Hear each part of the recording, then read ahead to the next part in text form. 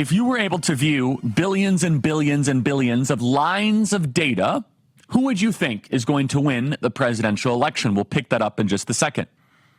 Mark Zuckerberg, who, of course, has the artificial intelligence capacity to see billions and billions and billions of lines of data of hundreds of millions of Americans, wrote a letter yesterday to Chairman Jordan.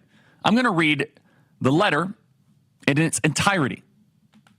Chairman Jordan, I appreciate the committee's interest in content moderation on online platforms. As you are aware, Meta, Facebook, has produced thousands of documents as part of your investigation and made a dozen employees available for transcribed interviews. Further to our cooperation with your investigation, I welcome the opportunity to share what I've taken away from this process. There's a lot of talk right now about how the U.S. government interacts with companies like Meta, and I want to be clear about our position. Our platforms are for everyone. We're about promoting speech and helping, by the way, notice not free speech, just speech. We're about promoting speech and helping people connect in a safe and secure way. As part of this, we regularly hear from governments around the world and others with various concerns about public discourse and public safety. In 2021, senior officials from the Biden administration, including the White House, repeatedly pressured our teams for months to censor certain COVID-19 content, including humor and satire, and expressed a lot of frustration with our teams when we didn't agree. Ultimately, it was our decision whether or not to take down our content. We own our decisions, including COVID-19 related changes we made to our enforcement in the wake of this pressure. I believe the government pressure was wrong, and I regret that we were not more outspoken about it. I also think we had some choices that, with the benefit of hindsight, new information, we wouldn't make today. Like I said to our teams at the time, I feel strongly that we should not compromise our content standards due to pressure from any administration in either direction. We're ready to push back if something like this happens again. Now, I'm going to keep on reading this letter, but let me just say, looking back at 2020 and 2021, there's a lot of regret, a lot of I wish I would have. You are living through, right now, another COVID-type hysteria. It's just called the Kamala hysteria. Let us learn the lessons from COVID, or we will be doomed to repeat them. The letter continues. In a separate situation, the FBI warned us about a potential Russian disinformation operation about the Biden family and Burisma in the lead up to the 2020 election. That fall, when we saw a New York Post story reporting on corruption allegations involving then Democrat presidential nominee Joe Biden's family, we sent that story to fact checkers for review and temporarily demoted it while waiting for a reply. It's since been made clear that reporting was not Russian disinformation, and in retrospect, we shouldn't have demoted the story. We've changed our policies and the processes to make sure this doesn't happen again. For instance, we no longer temporarily demote things in the U.S. while waiting for fact checkers. The letter finishes by saying, apart from content moderation, I want to address the contributions I made during the last presidential cycle to support electoral infrastructure, otherwise known as Zuckerbucks or Zucker boxes. The idea here was to make sure local election jurisdictions across the country had the resources they needed to help people vote safely during a global pandemic. This is all a bunch of BS. I'll explain in a second. I made these contributions through the Chan Zuckerberg Initiative. They were designed to be nonpartisan, spread across urban, rural, and suburban communities. Still, despite the analyses I've seen showing otherwise, I know some people believe this work benefited one party over the other, and it did. It heavily benefited Joe Biden and the Democrat Party. My goal is to be neutral, not play a role either way, or even to appear to be playing a role. So I don't plan on making a similar contribution this cycle, Mark Zuckerberg. Okay, so there's a lot there. Number one, the contribution absolutely did benefit Joe Biden, but he's not doing it this time.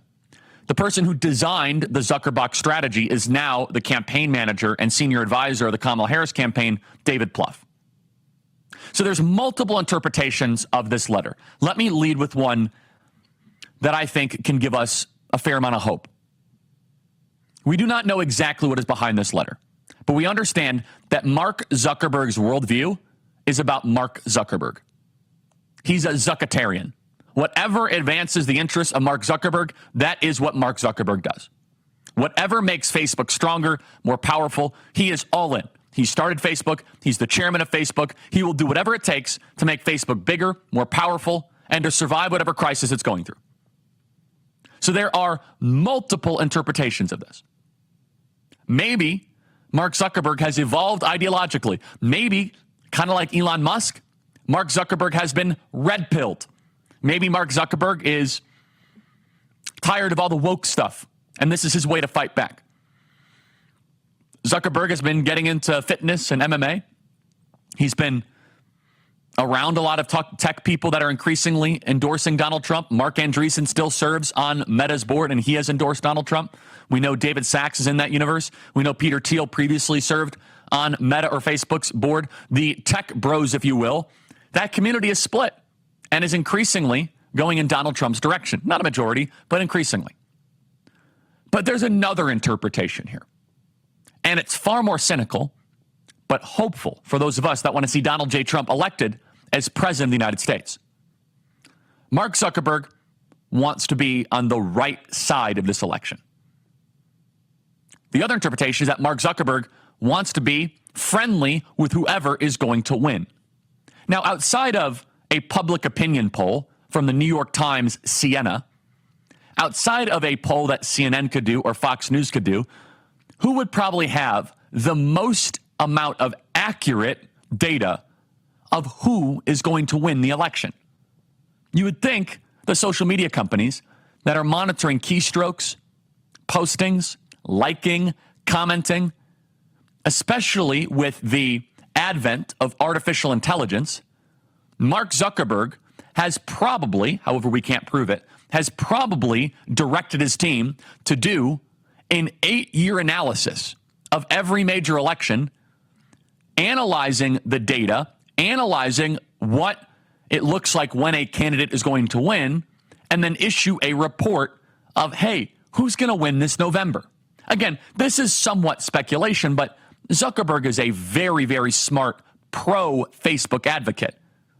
He likely told his team, go and analyze these billions of lines of data.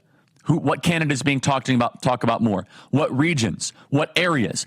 Mark Zuckerberg has a back door into the American psyche more so than anybody else, and only God Almighty knows more about the private thoughts, political affiliations, and motivations of the country. Mark Zuckerberg literally knows what over 130 million people are thinking and doing on an hourly, minute-by-minute basis.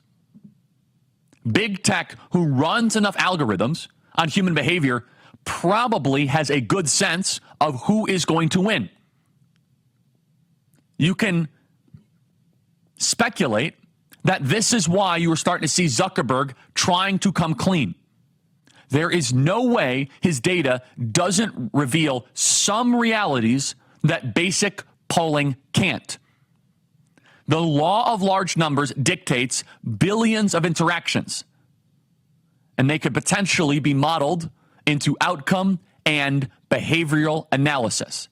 Mark Zuckerberg likely told his team, guys, tell me who's going to win. Go run all the algorithms, do a retroactive analysis of the 2016 election, 2018 election, 2020, and 2022, and then run the algorithm again of who you think is going to win in 2024 based on all of that data, based on what you are seeing, based on all of the chatter. And it is likely that we can assume that his team said, sir, based on everything we see, Donald J. Trump, based on the billions of lines of data, is going to win. Now, that's not a guarantee, but it's a potential explanation for this bombshell, unexpected letter of contrition from one of the world's wealthiest men and tech titans to Chairman Jordan. It reveals something, that Zuckerberg wants to be on the winning team.